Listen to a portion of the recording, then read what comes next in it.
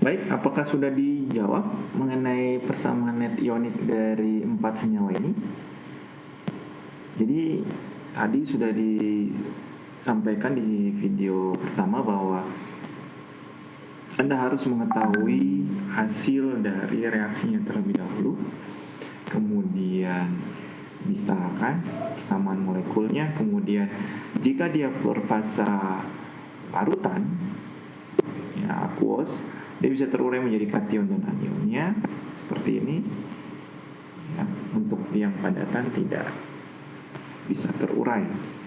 Dan kalau dilihat di sini nitrat dan kalium sama kalium. Ini semua ada di kanan maupun di reaktan maupun di produk. Ini menghasilkan padatan. Ya. Padatannya di sini adalah pembentukan untuk persamaan net ioniknya. Coba yang lain. LCl3 tambah KOH, kemudian NaOH menjadi MbCl2, BAS dengan CuSO4, kemudian Na42SO4 plus ZnCl2.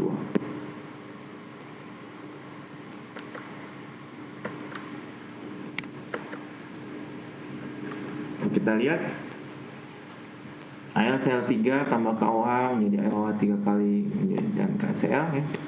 Hasilnya seperti ini, ya.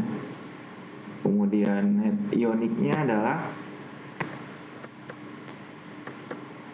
pembentukan padatannya. Jadi kuncinya adalah untuk menentukan net ioniknya, padatan itu tidak terurai, pembentukan dari padatannya itu menghasilkan persamaan net ioniknya. Asal Anda harus tahu mana yang larut, mana yang tidak, gitu. Kemudian NaOH tambah MgCl2 itu adalah MgOH 2 kali plus NaCl, berarti pembentukan Mg-nya, ya, dan OH-. Ini persamaan ioniknya. Yang ada spektatornya adalah Na dan Cl. Sehingga kita dapat segini. Kemudian untuk BAS, CuSO4 bagaimana? Ternyata menghasilkan endapan semuanya. Benar kan? Sulfida itu mengendap semua kecuali logam alkali dan amonium. Kemudian BaSO4 dia mengendap sehingga ioniknya seperti ini. Net ioniknya ya udah ini. Endap merupakan penyusun dari kation dan anion garam yang membentuk endapan. Kalau ini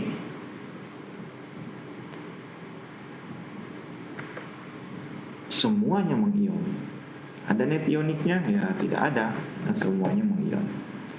Jadi kalau dibilang bereaksi, ya bereaksi atau tidak ini pertukaran ion, tapi tidak termasuk reaksi pengendapan. Bereaksi, tapi dari di sini net ionik bersihnya mengilustrasikan dia mengendap apa tidak. Ya dia ada pertukaran kation anion di sini, tapi dia tetap semua mengion dalam satu larutan. Jadi bukan termasuk reaksi pengendapan. Bisa dilihat dari persamaan karakteristik dia bereaksi atau tidak dari warna atau suhu, perubahan suhu, ataupun dari adanya gelembung atau tidak. Oke, senyawa di alam ini, reaksi kimia di alam ini sebenarnya senyawa itu kalau mau bereaksi itu bisa berbentuk reaksi pembentukan, reaksi penguraian, kemudian reaksi penggantian tunggal atau reaksi penggantian ganda. Tapi 4 reaksi itu bisa diturunkan dari 2 reaksi utama, yaitu reaksi asam basa dan reaksi redoks. Reaksi asam basa maupun reaksi redoks, ingat itu, ya. Jadi reaksi di dunia ini hanya 2, asam basa atau redoks, ya. Kriteria dia bisa bereaksi atau tidak lihat dari warna, lihat dari pembentukan endapan, kemudian yang ketiga lihat dari ada perubahan suhu, kemudian yang keempat ada gelembung. Nah, reaksi itu bisa reaksi tunggal, penggantian ganda, ya, entah itu asam basa atau redoks, bisa juga reaksi pembentukan atau penguraian. Ada nanti reaksi pembakaran, kemudian reaksi penetralan itu namanya apa namanya, hasil yang terjadi memang prosesnya dari proses pembakaran, proses penetralan ya, asam basa jadi garam dan air misalnya. Nah sekarang kita lihat apa itu asam. Asam adalah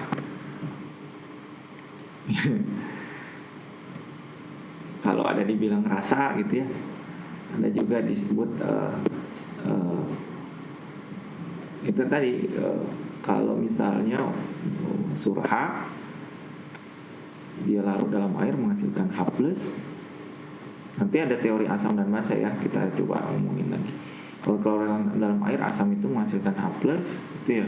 Kalau basa menghasilkan OH-. Nah, asam itu pasti kalau dari rasa sifatnya asam, kemudian cuka memiliki rasa asam karena adanya asam asetat. Asam sitrat itu dari jeruk, kalau belimbing ada namanya asam oksalat. Kalau kita injak semut itu juga ada asam, namanya asam format.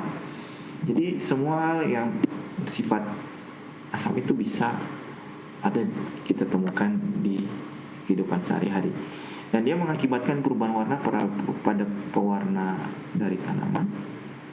Jadi merupakan warna ya dari tanaman, biasanya asam itu berwarna merahan atau orange gitu ya. Kemudian bereaksi dengan logam tertentu menghasilkan gas hidrogen. Jadi senyawa asam bereaksi dengan logam, ini kan penggantian tunggal ya. Cl-nya diganti, H-nya diganti oleh Mg, jadi MgCl2 dan H2. Nah, dia menghasilkan H2, gas hidrogen. Di asam ditambah suatu logam. Nah, logamnya biasanya logam pengoksidasi, oksidator. Ya. Dan jika dia bereaksi dengan karbon dan bikarbonat, dia menghasilkan gas CO2 dan H2O di sini ya. Nah, Cl misalnya tambah CaCO3. CO3 kan kalau bereaksi dengan Ca pasti solid ya, tadi dari aturan. Nah, kalau dia menjadi H2CO3, ini akan terurai menjadi CO2 dan H2O. Dia menjadi CaCl2. Larutan asam juga mengantarkan listrik karena kalau larutan air dia mengandung ion positif ya, plus. Sedangkan basa ini mengandung OH-. Misalnya rasanya pahit, bersifat licin di kulit. Banyak jenis sabun mengandung basa karena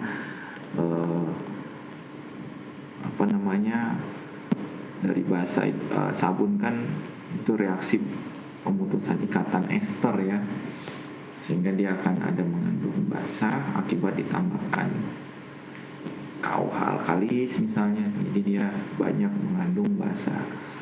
Terus mengakibatkan perubahan warna pada tanaman, biasanya berwarna biru kehitaman. Larutan basa dia menghantarkan listrik. Contoh larutan basa yang paling kenal adalah amonia. Kemudian zat yang mengandung OH-.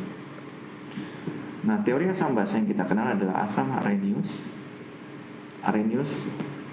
Asam basa arrhenius apa disebutkan bahwa senyawa yang menghasilkan asam jika dia dapat melepaskan H+ atau H3O+ dalam air. H3O+ ini adalah air yang mengandung H+ gitu ya, sehingga kita sebut H3O+. Kita sebut juga namanya ion hidromium. Jadi HCl misalnya direaksikan dengan air, dia menjadi H3O+ plus Cl-. Ini kalau airnya ikut bereaksi. Kalau di SMA kan biasanya ya H2O-nya di tanda panah ini kan, kemudian dia menjadi H+ dan Cl-. Kalau NH3 tambah 2O dia menjadi NH4+ dan OH-. Ya. Jadi asam basa itu dilihatnya dari dia menghasilkan H+ atau dia menghasilkan OH. Larutannya dalam air. Ini dia ion hidromium. Proton terhidrasi H3O+. Jadi ion air yang mengandung H, tambahkan ion H di sini sehingga dia bermuatan positif H3O+. Ada juga namanya asam basa, teorinya namanya Bronsted. Asam basa Bronsted. Asam Bronsted adalah donor proton, basa itu akseptor proton. Protonnya dari mana, Pak? Ya, kalau Anda lihat di sini H2O dikasih H dari Cl kan, HCl, sehingga menjadi H3O+. Jadi yang menjadi donor proton itu adalah HCl, donor H maksudnya. Yang menerima H namanya akseptor proton, disebut basa Bronsted. Kan kayak akseptor proton ini. Contoh lagi yang ini, H-nya yang ngasih H2O kan, NH3, kasih dia menjadi NH4+. Kenapa? Karena dia lebih bersifat basa, sehingga dia sebagai akseptor proton. Hanya ya dari H2O ngasih, jadi yang sebagai asam Bronsted adalah H2O, menjadi NH4+ dan OH-. Ini asam, ini basa. Nah, yang kita dapatkan ini hasil dari serah.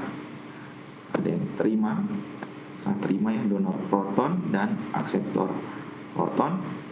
Kita sebut sebagai asam konjugasi karena dia dapat H dari asam. Nah, ini kekurangan H, kita sebut basa konjugasi. Jadi ini asam konjugasinya, ini basa konjugasinya. Kenapa? Karena dia dapat H lagi kan. Ini awalnya saya tidak ada H, saya tidak tambah ada penambahan H. Dia kita sebut basa kan, akseptor.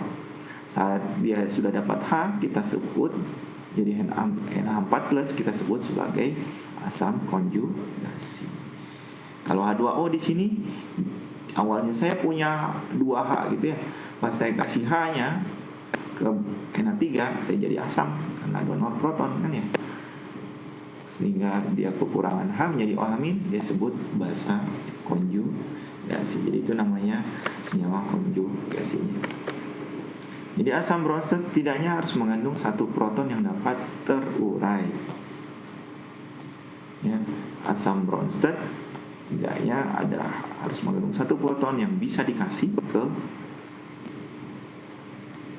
senyawa yang butuh proton atau asam. Ini asam ada asam monoprotik, ada diprotik, ada poliprotik atau triprotik yang paling banyak. Nah, biasanya asam monoprotik ini tergantung, kalau misalnya asam kuat dia bisa terbentuk elektrolit kuat. Asam lemah contohnya asam asetat, dia monoprotik, dia termasuk asam lemah, dia termasuk elektrolit lemah. Semakin banyak jumlahannya, dia kan melepaskan H+ kan, H+ masing-masing. Nah, semakin dia menjadi lemah. Karena terlalu banyak H, dia harus lepas satu-satu, keluarin lagi satu-satu, dan ini bersifat lemah semua. Nah, ini contoh H2SO4, dia melepaskan H+1, dia termasuk kuat, asam kuat, tapi pas dia melepaskan H+, dia jadi lemah. Jadi dia berbentuk reaksinya kesetimbangannya. Jadi kalau elektrolit lemah, asam lemah, basa lemah, itu semua dalam bentuk kesetimbangan kalau dia terurai. Ya. Nah, ini tadi yang kemarinnya bisa jadi anionnya ya. Anion dari kation dari senyawa ionik. Ini konjugasi asam. Berarti kalau ini kita bisa sebut asam, berarti kalau kita tambahkan air plus H2O, berarti ini harusnya jadi H3O plus kan ya. Kemudian ini menjadi H2PO4 minus, benar. Jadi ini asam, kemudian basa. Kalau dari Lewis ini jadi asam Bronsted, H2O-nya jadi basa Bronsted. Kemudian ini jadi asam konjugasi, ini jadi basa konjugasi. Tentukan apa spesi berikut merupakan asam basa Bronsted atau tidak. HI misalnya, HI asam Bronsted ya, karena dia bisa melepaskan H+. Nah, kita sebut asam Bronsted karena dia donor proton. Kalau ini akseptor proton, namanya basa Bronsted. Ini awalnya C3 ciomin, Bukan di sini ada H2O, H-nya ngasih ke sini kan ya, sehingga dia akseptor proton, sehingga jadi basa Bronsted. Ini kalau airnya tidak masuk dalam reaksi ya. Kemudian kalau misalnya H2PO4- menjadi H+, HPO42-, ini namanya asam Bronsted. Tapi H2PO4- juga bisa menerima H+ menjadi H3PO4. Ini basa Bronsted. Sehingga H2PO4- ini bisa disebut amfoter.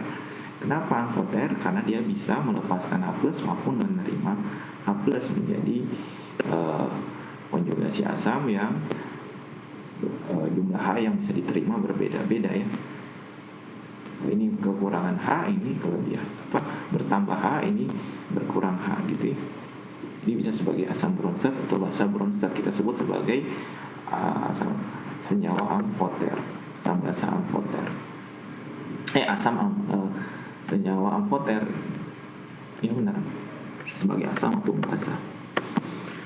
Nah, oksidan logam misalnya SO3, CO3 gitu ya, NO3 non logam. Dia kalau bereaksi dengan air dia akan jadi asam. Jadi hujan-hujan asam itu kan gas, semua menghasilkan gas-gas pencemar ya. Ada COX, NOx gitu, SOx. Kalau dia bereaksi sama air dia akan menghasilkan asam. Kalau dengan SO3 misalnya dia jadi H2SO4, NO biasanya jadi NO3, N2O5 menjadi air, dengan air dia menjadi NO3, CO2 dengan air ya H2CO3. Nah, bagaimana basa dibentuk? Basa biasanya dibentuk dari oksida logam. Oksida logam ya, logam dengan oksida ya. Dia bereaksi dengan air, dia bisa jadi basa. Kenapa? Karena di sini ada molekul O2- yang bisa bereaksi sama air, dia bertumbukan dengan kecepatan tertentu sehingga dia menghasilkan OH-. OH-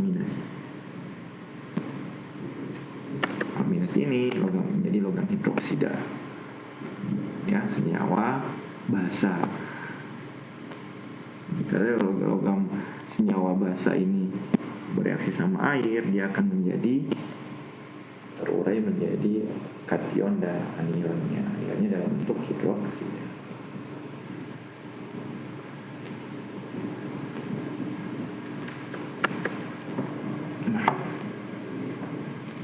Reaksi yang paling banyak kalian dapatkan di SMA itu adalah reaksi penetralan ya, untuk asam basa. Kenapa? Karena pencampuran asam dan basa menjadi garam dan air. Seperti ini. Misalnya ada HCl tambah NaOH menjadi NaCl dan H2O. H2O fasanya apa? Liquid. Nah, kalau kita uraikan, ini persamaan molekul. Kalau kita uraikan ke persamaan ion bagaimana? H+, Cl- dan Na+ dan OH-. Kemudian Na+ dan Cl-. H2O kenapa Pak tidak terurai? Kenapa? Karena H2O di sini masanya liquid satu. Jadi liquid itu kan murni ya. Kemudian yang kedua, dia asam basa lemah. Dia lemah, sifatnya lemah. Dia kalau terurai dalam proses kesetimbangan. Jadi jadi dia sifatnya tidak terdisosiasi sempurna, tidak terurai sempurna. Ini bisa terurai sempurna, ini bisa terurai sempurna, ini bisa terurai sempurna. Kalau H2O dia tidak bisa terurai sempurna. Kemudian juga fasanya liquid, tidak terurai sempurna. Jadi kalau fase reaksi penguraiannya dalam keadaan kesetimbangan atau tidak terurai sempurna, dia akan tetap dituliskan seperti ini. Kalau tadi reaksi pengendapan dia mengendap, dia tidak terurai kan ya. Nah, sekarang kalau dia dalam keadaan dia bisa terurai tapi termasuk lemah gitu ya, berada dalam kesetimbangan, dia tidak bisa terurai sempurna seperti ini kita tulis. Sehingga net ioniknya menjadi H+ plus OH- menjadi H2O. Jadi sebenarnya penetralan adalah di mana asam ditambah basa menjadi air. Benar? Ya, karena air ini tidak bisa terurai. Jadi kuncinya adalah dia bisa terurai menjadi ioniknya kalau dia bisa terurai sempurna. HCl jadi H+ dan Cl- dalam air, Na+ dan OH-, Na+ dan Cl- gitu ya. Kalau tidak terurai sempurna, misalnya padatan atau terurainya dalam kesetimbangan, elektrolit lemah gitu ya, bukan elektrolit kuat, dia tetap dituliskan seperti ini. Misal HCl ditambah CaOH 2 kali, persamaan ionik, persamaan molekulernya seperti ini kan. Kalian sudah setarain persamaan molekulernya, persamaan ioniknya seperti ini. 2+ tambah 2 Cl- Ca2+ plus OH-, H2O-nya tidak terurai, ini menjadi Ca2+ dan Cl-. Semuanya elektrolit kuat. Jadi net ioniknya adalah H+ plus OH-, H2O.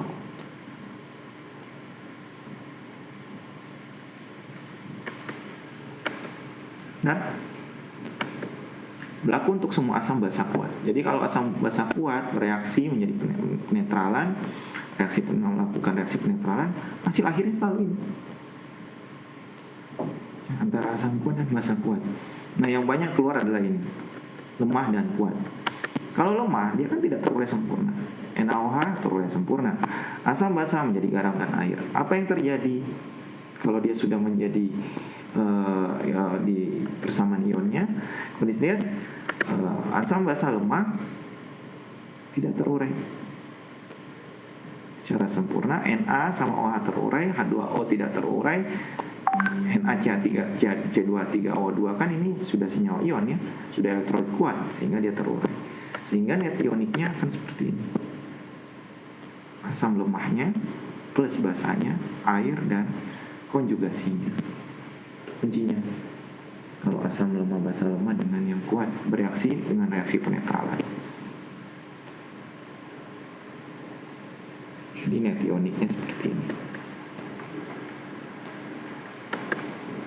Ini kalau misalnya basa kuatnya larut atau salah satunya semuanya larut. Kalau misalnya dia tidak larut, misalnya MgO2 kali dengan HCl, basa asam, tapi basanya ini tidak larut kan. Semua basa kan tidak larut ya, kecuali logam alkali dan Ba2+. Di aturan hasilnya seperti ini reaksinya kan ya, garam dan air. Persamaan ionnya seperti ini kan. Airnya ada di sini ya. Jadi HCl-nya terurai, MgCl2-nya terurai, air dan MgOH yang padat maupun yang liquid atau yang lemah tidak terurai, atau dia terurai dalam kesetimbangan, dia tidak terurai, sehingga net ioniknya lain.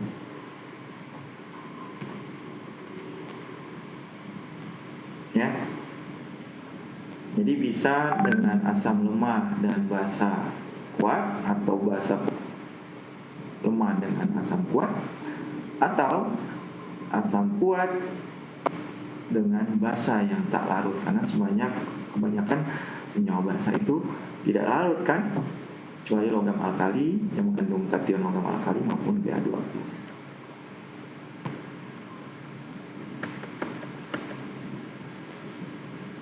Nah, contoh yang lain misalnya ada L2O3 tambah HCl. Ini juga salah satu anhidrida basa, artinya basa tidak larut, bisa juga dalam bentuk OH-, bisa juga dalam bentuk oksidanya. Jadi persamaan molekulernya seperti ini. Ya pokoknya kalau padatan ya tidak terurai itu saja. Kemudian yang kuat semua larut terurai sempurna ya. Air tidak, sehingga persamaan net ioniknya seperti ini.